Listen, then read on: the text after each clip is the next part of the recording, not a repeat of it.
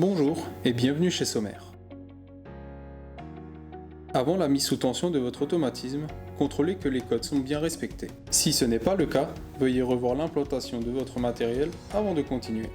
Si vous avez un portail à un battant, branchez le moteur sur l'emplacement M2 et mettre le cavalier entre les bornes 1 et COM.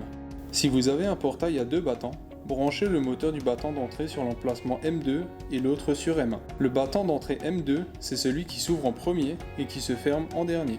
Si votre portail s'ouvre vers l'extérieur, le branchement est différent. Référez-vous à la notice technique.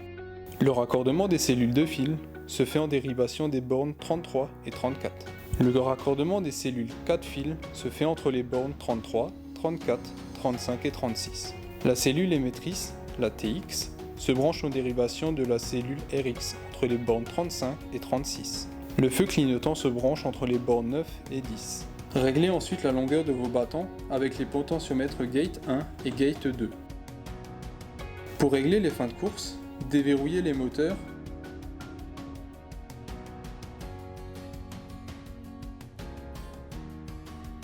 et utilisez les vis de réglage. Le capteur est atteint quand la LED s'allume. Mettez ensuite vos battants à 45 degrés et verrouillez-les.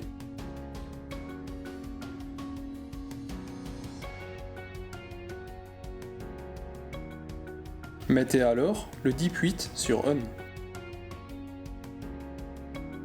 Appuyez sur le bouton Start 1, l'automatisme s'ouvre.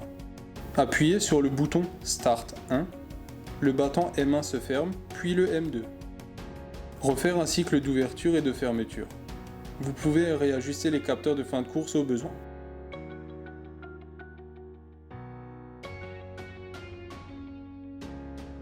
Votre automatisme est programmé lorsque la LED signal ne clignote plus.